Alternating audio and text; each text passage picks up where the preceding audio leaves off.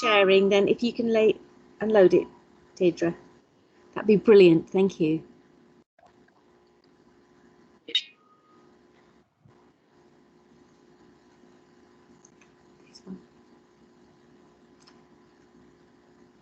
So while this is going on, I'm just going to sort of introduce the session. So the title of this session is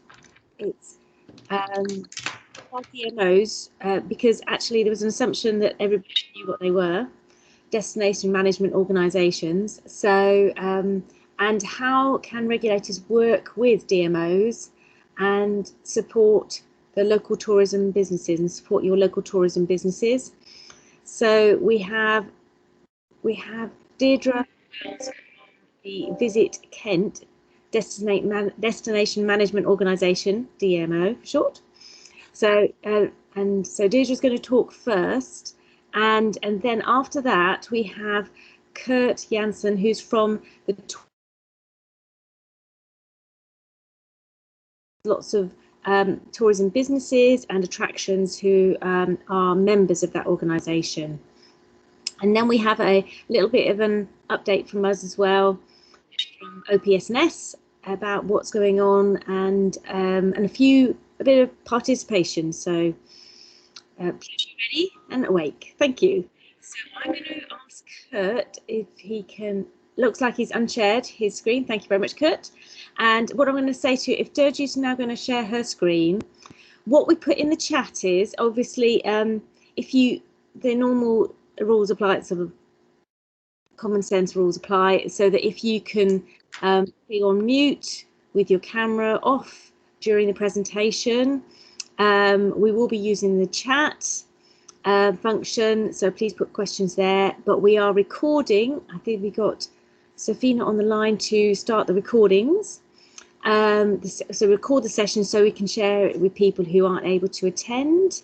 So please be aware of that when you post things on the chat.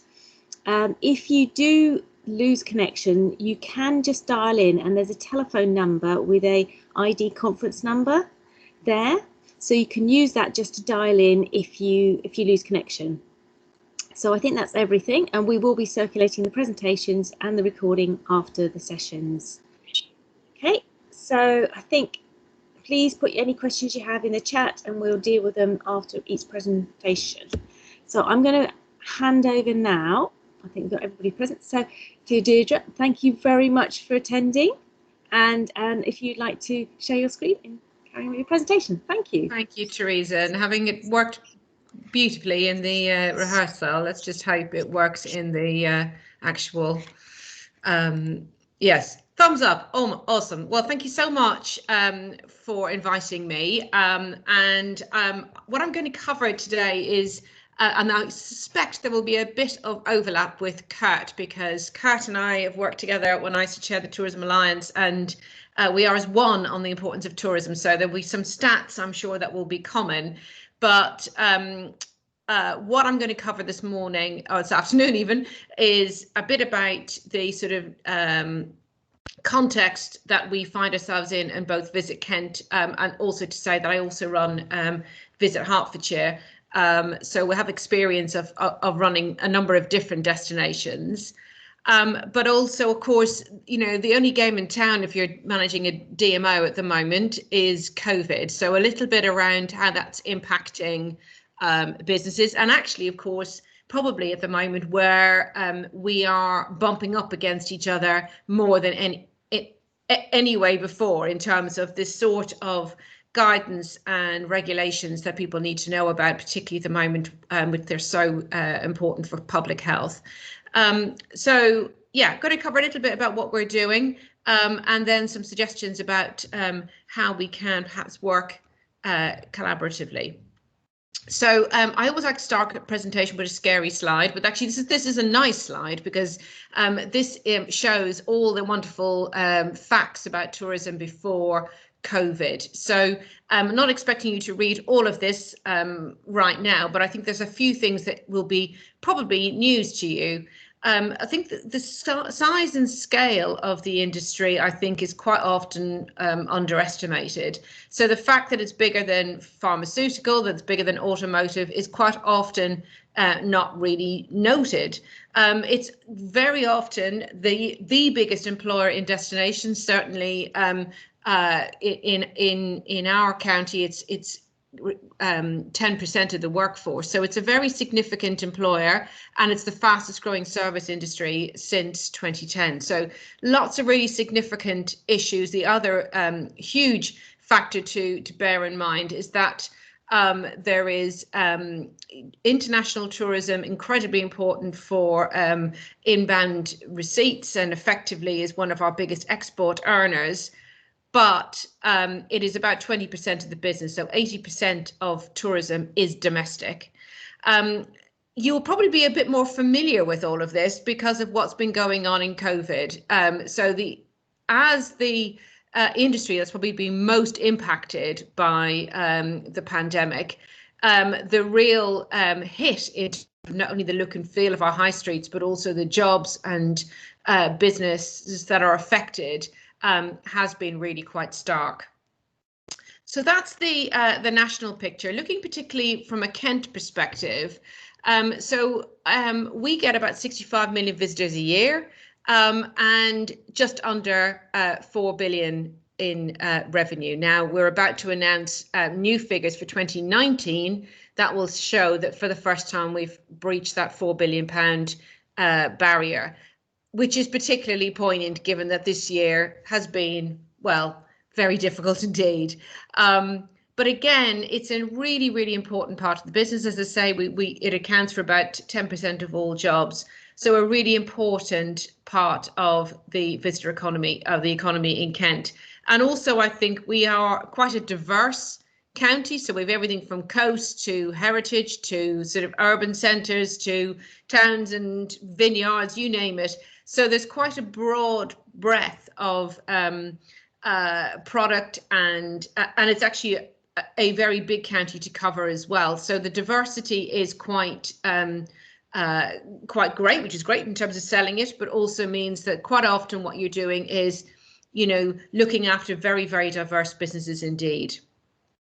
So they're the two positive slides. I'm going to go through a series of slides which I refer to as the slides of death. So strap in, but that, anybody who's been watching the nightly briefing, it's probably nothing worse than what you've been seeing over the last few months.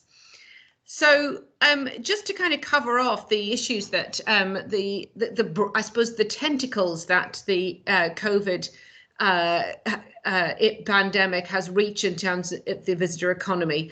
So it's not only our attractions and our hotel accommodation, but things like our events industry is a huge part of the tourism economy. So whether it's weddings, conferences, that business tourism is vital in terms of supporting local businesses and the economy. And the events industry alone is forecasting a £58 billion loss this year. Hotel demand is down drastically, and only expected to recover to about 68 to 80%, and probably, for many areas, particularly central Manchester, central London, will be nowhere near that. Inbound's not expected to recover until 2023-24. And the other interesting thing is that businesses are really struggling and working on reserves, and a lot of them, we're dealing with thousands and thousands of SMEs who have very little reserves, often family-run businesses, so are really kind of struggling to weather this kind of storm.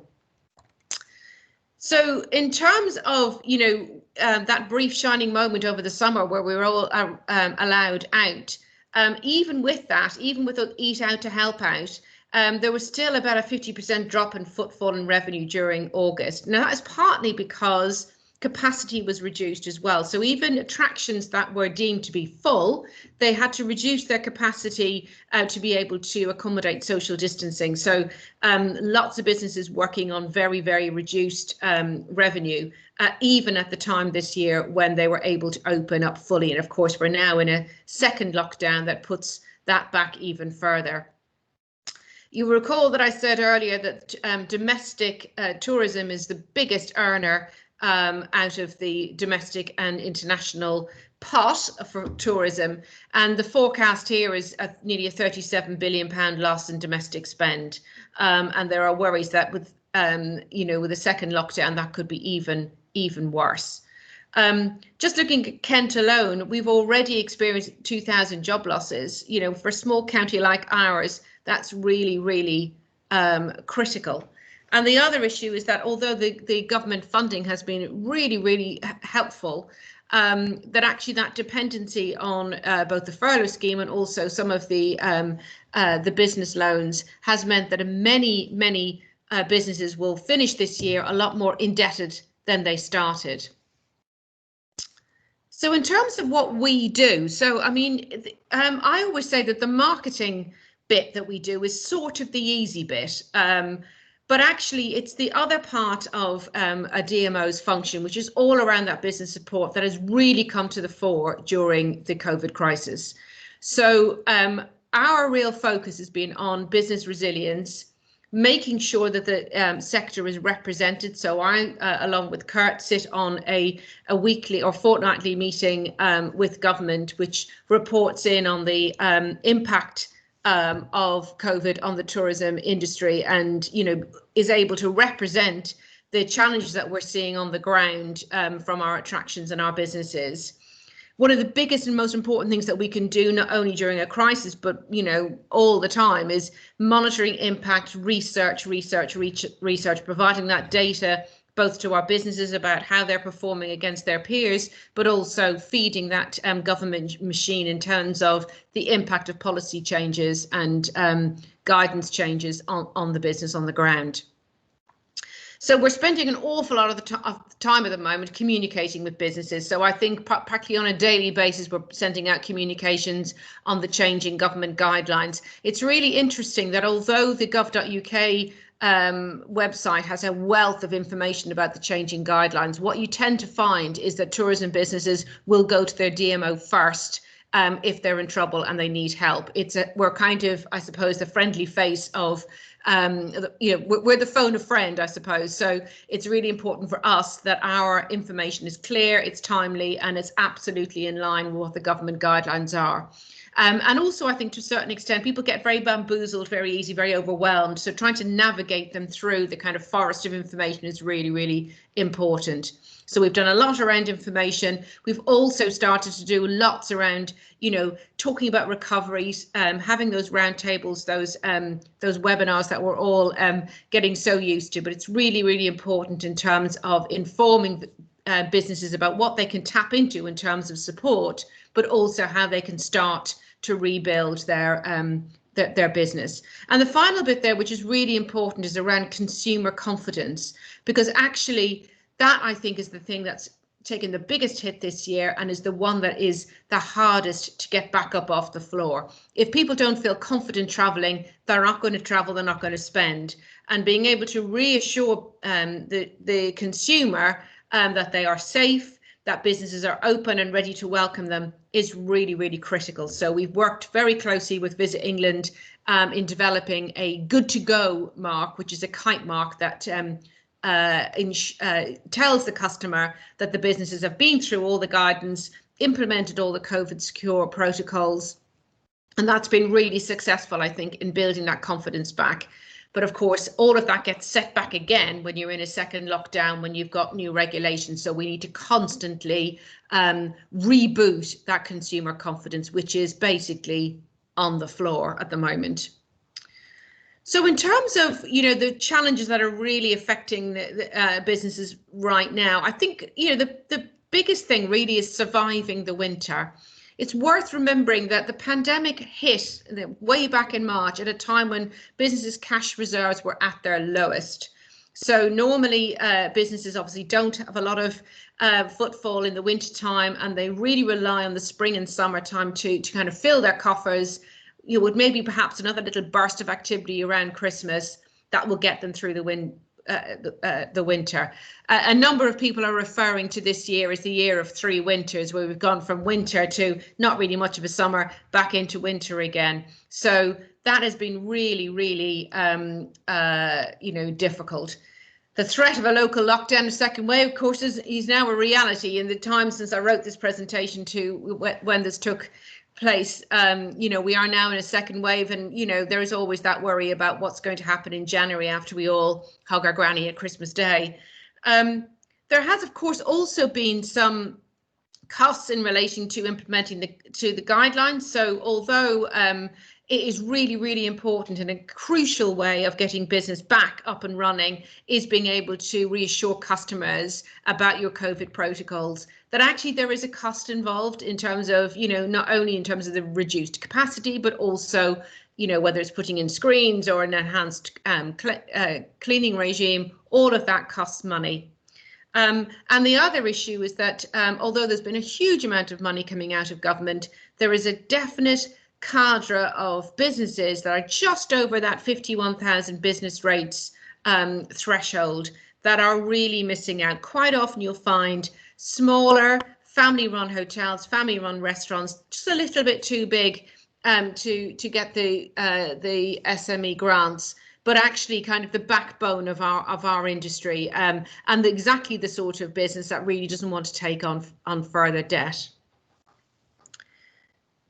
It's also worth remembering that even when we were able to open, businesses weren't really open at all. So even during July and August, businesses were operating at a loss with reduced capacity. Events, as I said earlier, have got significant restrictions.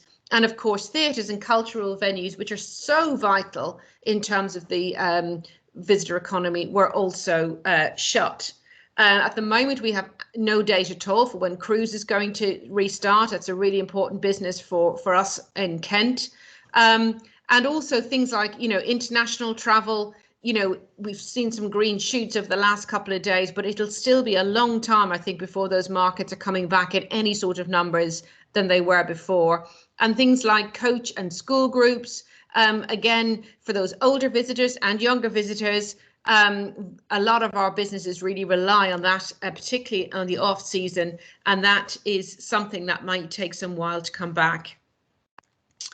But as I mentioned before, it's consumer confidence that's the biggest challenge. So 82% of people think things won't return to normal until April 2021. Now, that's just around the time the vaccine was announced. So, we hope the next time this survey is done, and this is Visit England's fortnightly consumer confidence survey, it might be heading up a little while. But it is, still incredibly challenging. And in terms of those off-season short breaks, only 35% feel confident to take one before the end of the year. When we get into next year, into July, people start to feel a little bit more confident. But as you can see, that's still a very low base from which to start. And in terms of what's worrying people, well, not surprisingly, fear of catching the virus has been top of their list for some time. Travel restrictions, can I travel, can I not? But the other thing that's really crept up the charts in terms of consumer confidence has been financial insecurity. So that wasn't even making the top 5 at the beginning of the year. But as the year has gone on, people are getting more and more worried about the financial impact. So that's probably enough depressing slides for now. Let's talk about what we can do to support. So I think the biggest thing that we can do as a destination management organisation is the following. So supporting that consumer confidence, and that's around getting messages out. It's not about telling people to come when it's not safe to do so, but equally it's not about telling them not to. It's about keeping that inspirational content top of mind. It's about making sure that when we were able to open, that we were able to tell people how to come and how to come safely. And that's the most important way that we can support that messaging. People are very quick to suss it when it's not gone right. So supporting our businesses to get it right, but also to really showcasing those that are doing it well is really, really important. Business guidance and support, that is really critical, ensuring that our businesses have all the knowledge that they could open safely. Because the worst thing that could happen, frankly, is that they would open and then have to close again because they got it wrong, or worse, that they didn't open at all because they didn't realize they could. So making sure that we facilitate them and able to be opening safely is really important. In terms of sort of trends that we are seeing, experiences and, you know, doing things that are engaging, not passively consuming tourism has been a trend that's been, you know, rising for many years, but the pandemic has really taken it to a new level. I think it's partly because of the restrictions about what people can do, but being able to go outdoors, reconnect with nature, think about your well-being, reconnect with your local environment. All of that has been really key, and I think is a mainstay of what we are doing at the moment in order to promote the destination. So whether it's talking about at the moment about how you can buy, you know, local food hampers, how you can forward gift tickets for your local attraction, you know, to your friends and family at Christmas, while at the moment we can't visit, or whether it's, you know, giving people great ideas about how where they can go for their daily walks. All of that is really important because it keeps the messaging around the destination top of mind, and it means that when people are ready to re-engage with our businesses, they can do so. And then longer term, you know, the sort of infrastructure development is really critical, because what we need to make sure is that people can get to our destination and can continue to do that safely and securely. So whether it's talking to rail partners about at the moment around COVID messaging, or whether it's talking to local bus services about connecting to rail to make sure that people can get from point to point easier, all of those things are really important. And also making sure that we've got the right hotel stock, that right inward investment to make sure the destination is still vibrant. So very straightforwardly, the most important M in the DMO, it's really important to remember what it stands for. It doesn't stand for marketing, it stands for management. That is the most important thing that we can do as organizations, is not only promote it, but also support businesses, work strategically with partners, and make sure that we are doing all we can to rebuild the visitor economy. So we're looking at a three-phase response to COVID, which I refer to as respond, reboot and rebuild. So we're very much in the respond phase at the moment, very reactive, doing some campaigning when we can, responding to businesses' inquiries, responding to the changing government guidelines. But at some point, and hopefully sooner rather than later next year, we will need to be in a reboot phase. We will need to restart the visitor economy, to do so in a way that is campaigning as you know, overtly urging people to come and visit. And the rebuild phase also kind of starts now and runs in parallel, but it's about those infrastructure decisions. It's about those long-term strategic decisions that enable this very important industry to keep thriving and responding. The other thing we've done, wearing our other hat, so in addition to running Visit Kent, as I say, I run Go-To Places, which provides destination management for Hertfordshire and also some advice for other organisations. And we're really aware that there are lots of DMOs around the country who are really struggling at the moment. Their funding is very, very challenged because of that reliance on private sector support, which many of them do. And the good ones, I would argue, have a balance between public and private sector, but private sector funding at the moment is very challenged.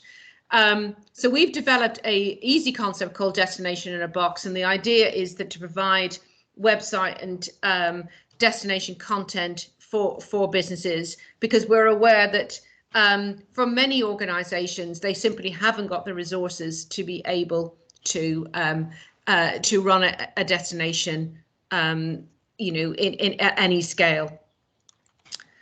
And in terms of how we can work together, I think the really important thing that we share is that need to get clear and consistent information out to businesses so they understand what they are allowed to do. They understand how they can operate safely. And as I say, it may well be, all due respect to the lovely people on the call, that actually you won't be the first organisation they come to if they want advice. It'll be us. So we need to make sure that we're telling the same story that you are, that our information is consistent. And the guidance needs to be clear, and it needs to be empowering. It needs to be enabling. It needs to protect consumers, but it also needs to enable business. Because I think what we all want is to move as soon as possible from this to this. Thank you.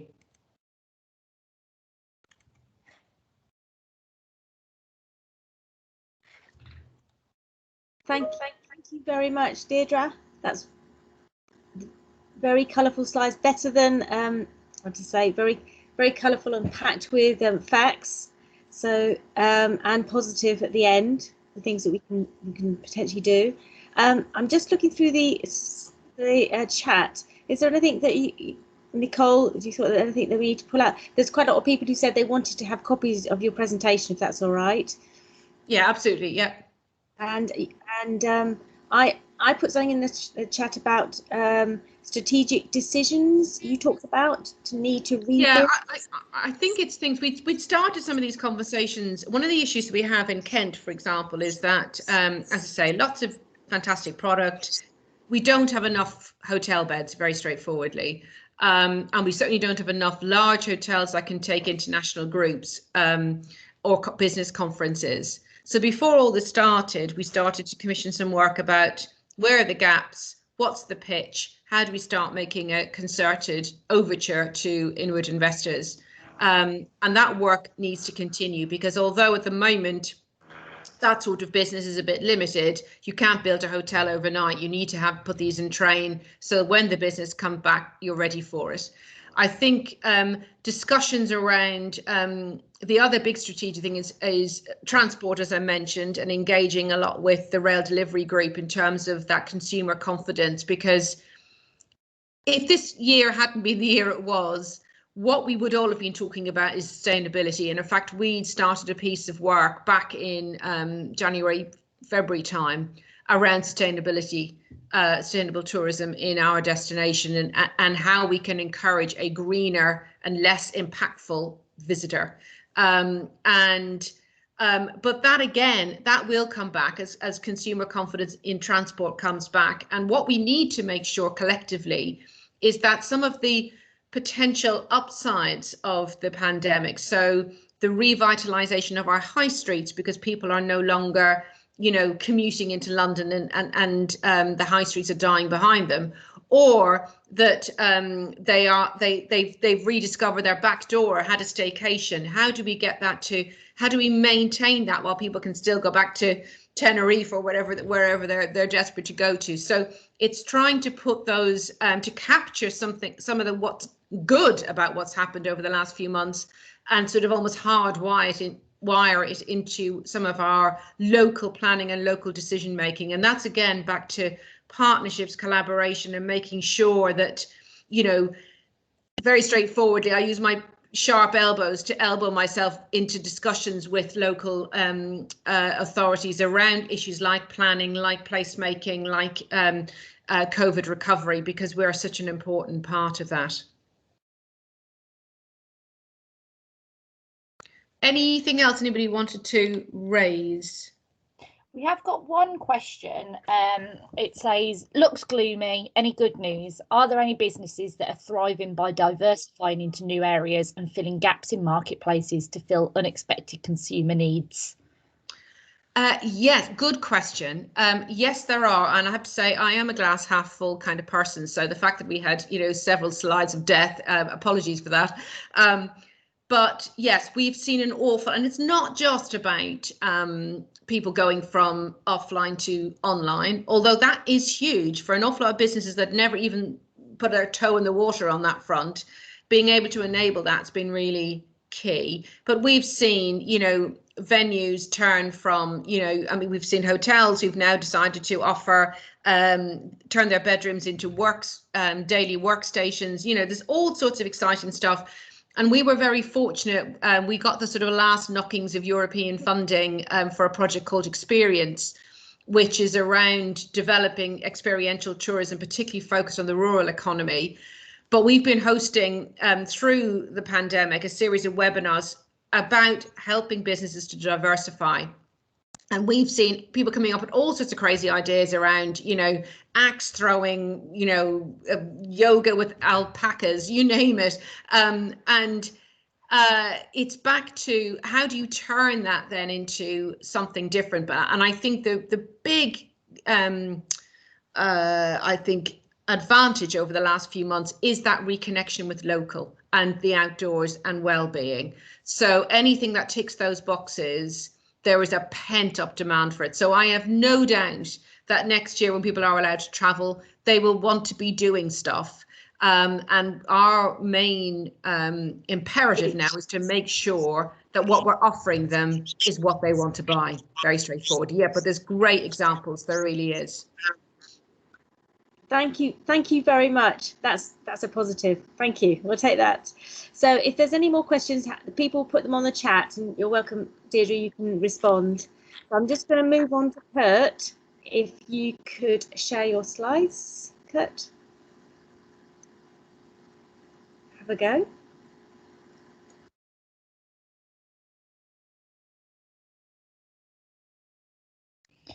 Kurt, if you're talking, I think you're on mute. If you're not talking, then it's fine.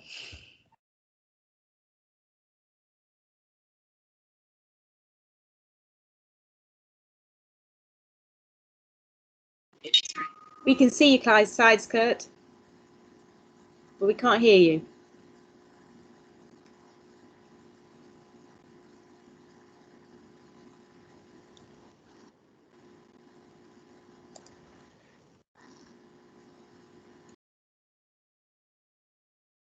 Oh, Kurt, you're definitely on mute. Yeah.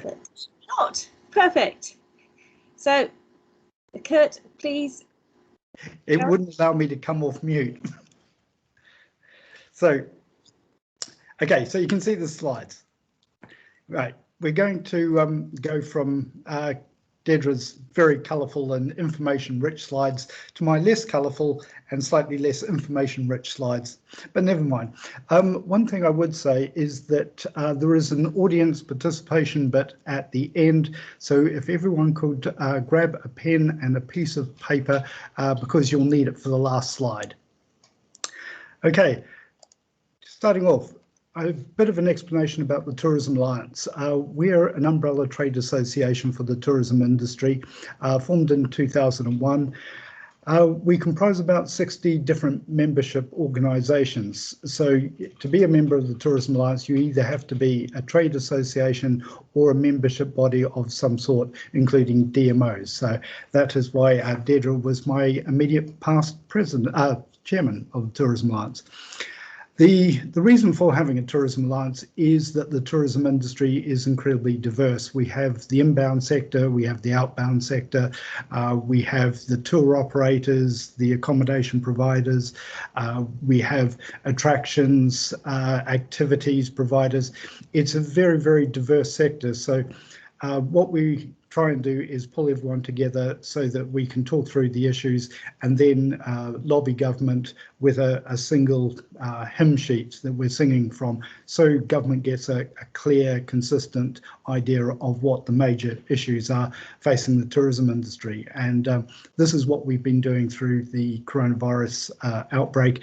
And you will have seen our current chairman, Kate Nichols, who has been an ever present person on TV talking about the impact of coronavirus, especially on the hospitality sector of the industry. So this is what we do. Deirdre touched on the volume and value of the industry. We generate about £147 billion a year and employ 3.2 million people. The interesting thing about that is that these are generally very small businesses. There's about 240,000 businesses that comprise the tourism industry, and 90% of those employ less than 25 people. So it is an industry dominated by SMEs. And more than that, these SMEs are very much spread around the entire country. So every region of the UK has at least 10,000 tourism-related businesses in them. So it's very large, very diverse, and very small, which is why it sometimes goes under the radar with government.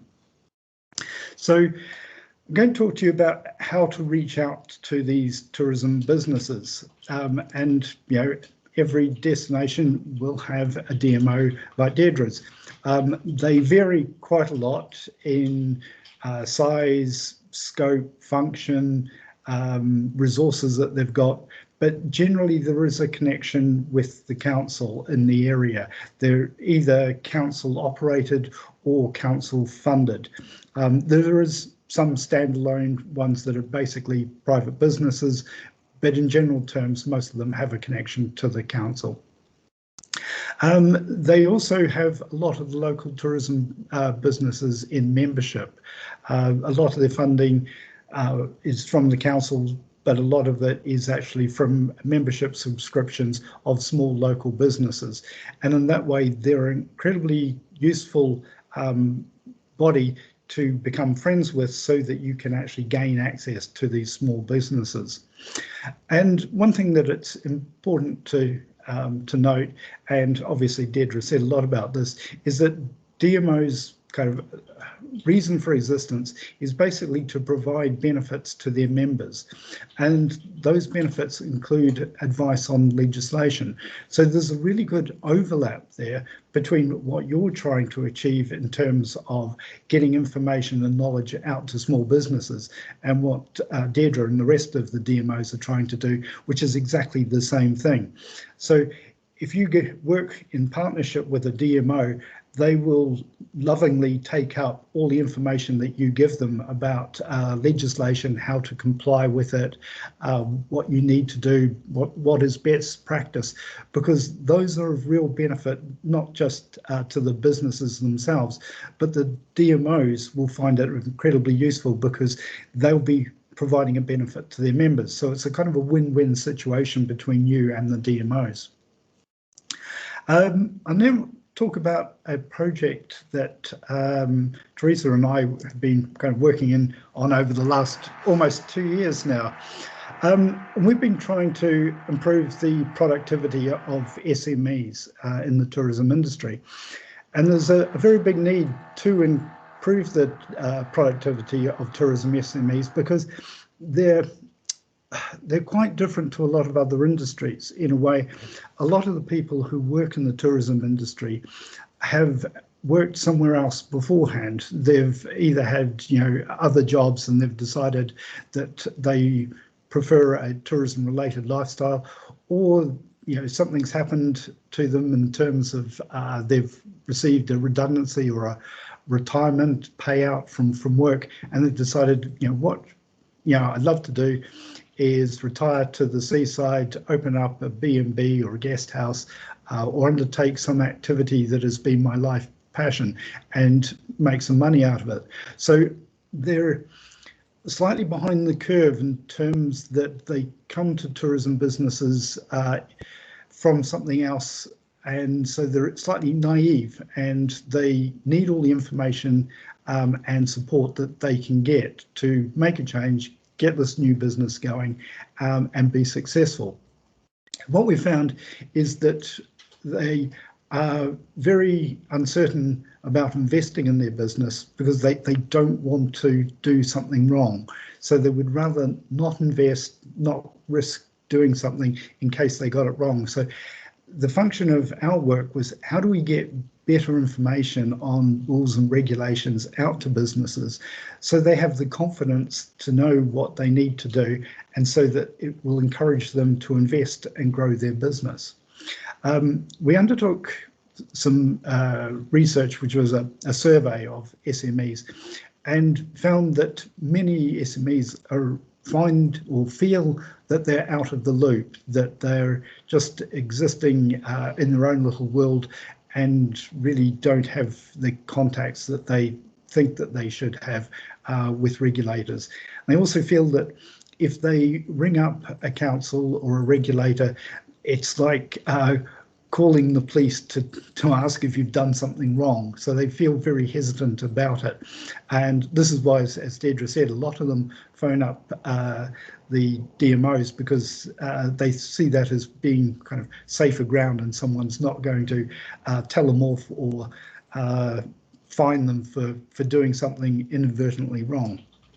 So our research was trying to find out how do we connect with these people? How do we get them the information that they need?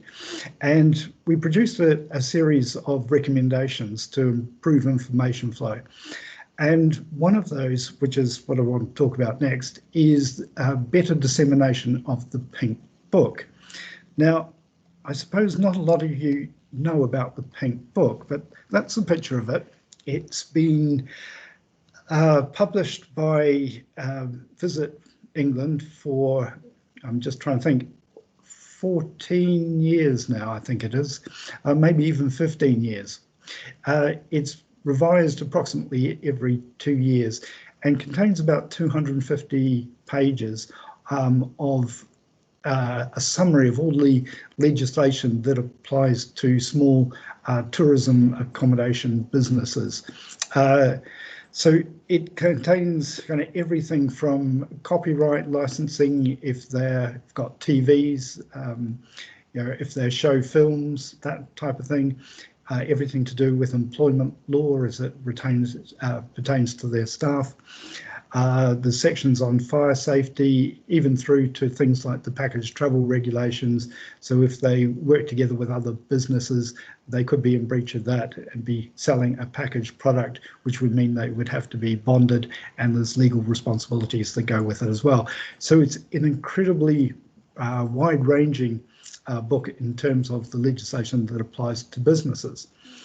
And so this is where we come to the audience participation bit, because we're now at the 2-year phase, and I'm in the process of rewriting the 11th edition of the Pink Book.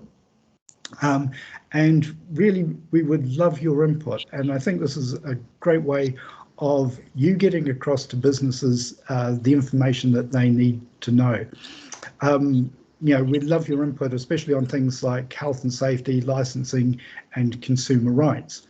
Now, at the end there, this is the audience participation bit. I want you to write down that website. It's a little bit long, but visitbritain.org and business advice, know your legal obligations. If you go into this, there is an online version of the Pink Book, and it's all divided up into lots of different sections, so you can find the section that is relevant to the work that you do. Have a read through of it.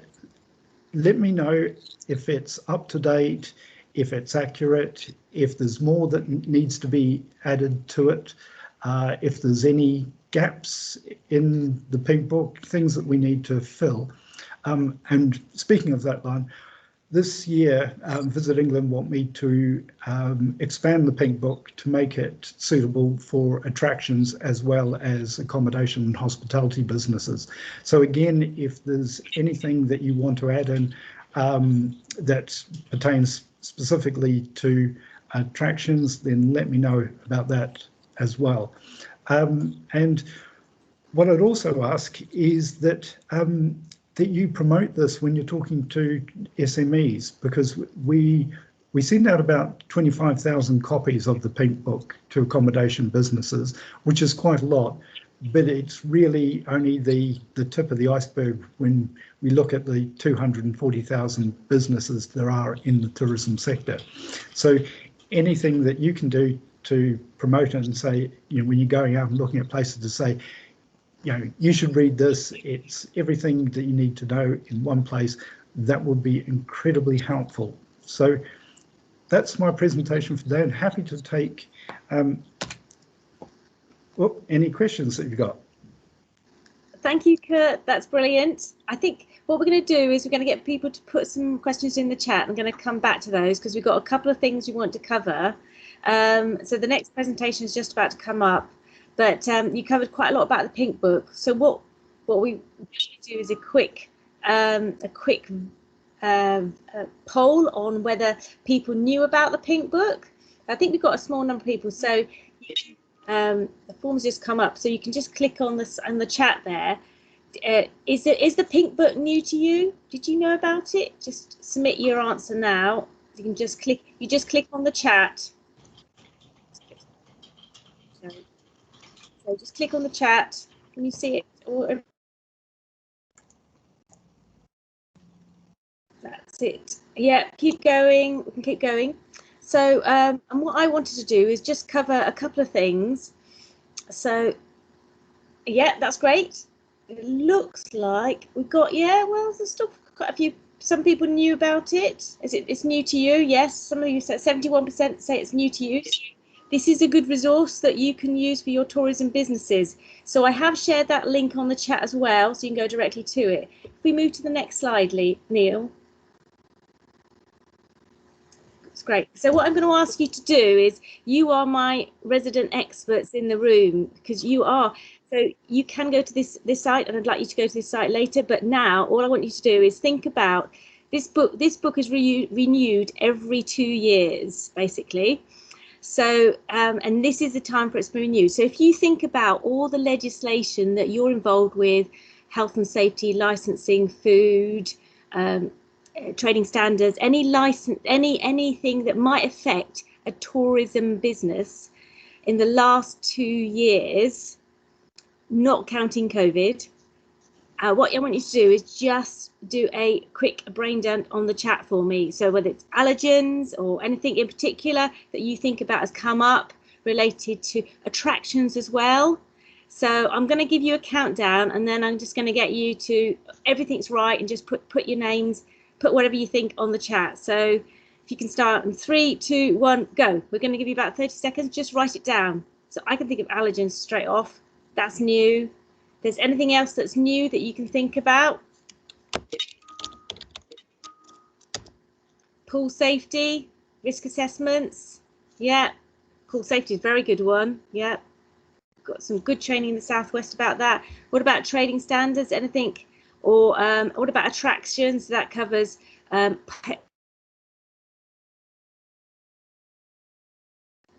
kind of a bit of a starter for 10. So keep posting those as we're going along.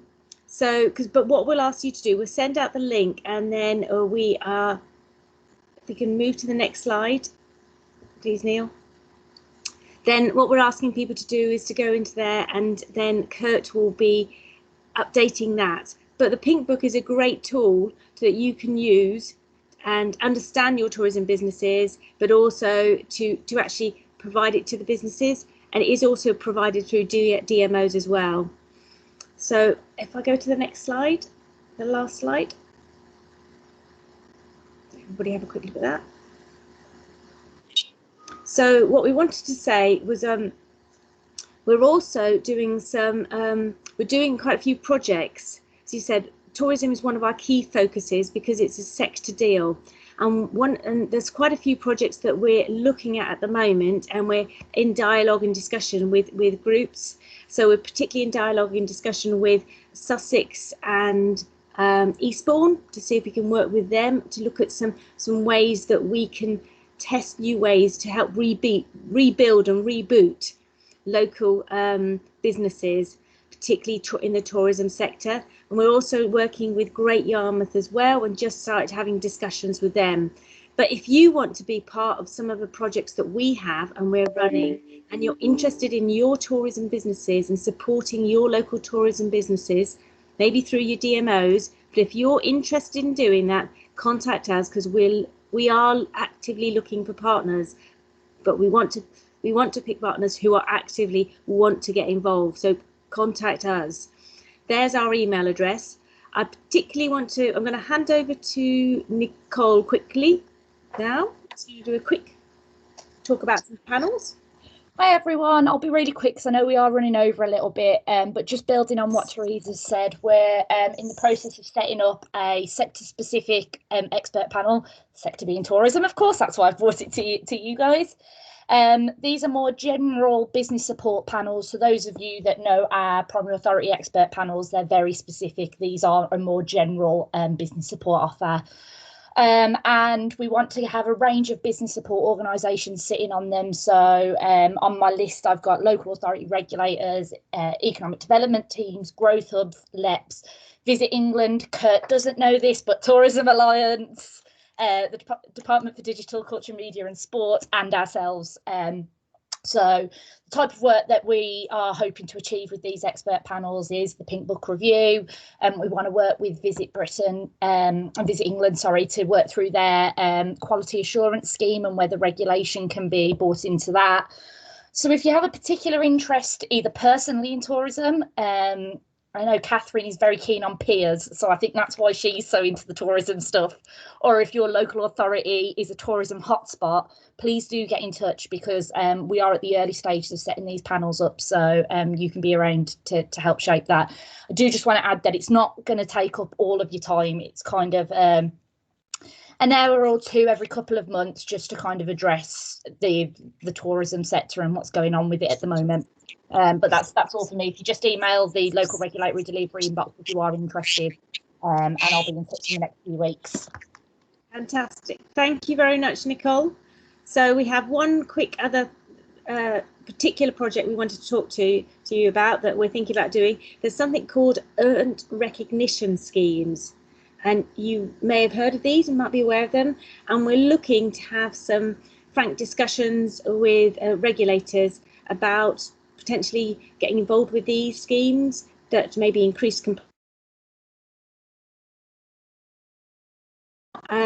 Deirdre talked about one of these schemes, the Visit England scheme called Good to Go, and that's one of the schemes we're thinking about. And she talked about as having a kite mark, so it's a consumer standard, so you know that particular business is up to a certain standard. I would also think something about the Michelin stars, and the Visit England have a rosette. You might see in B&Bs, so you know it's a certain standard, that premises. But what we want to do is have a little sort of frank and common sense discussion with a few regulators, particularly who are involved in local businesses in the tourism sector, and talk to you about having this earned recognition scheme and using it potentially to influence the risk rating that you might put on businesses for food safety or health and safety, but have a discussion with you. So we're looking for volunteers around that, and that's kind of a bit more of a one-off opportunity.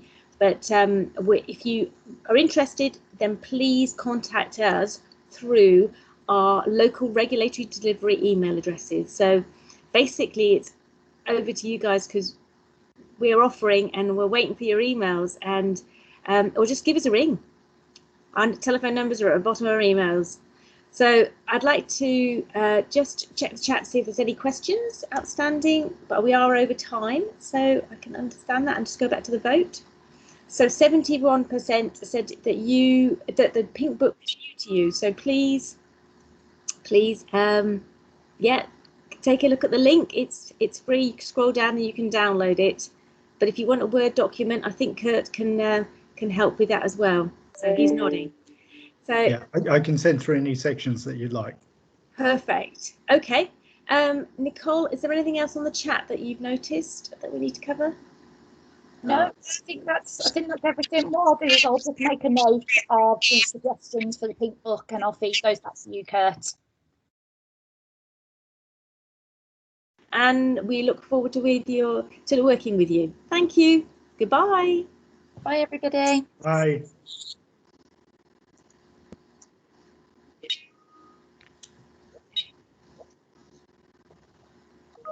There you are. Okay.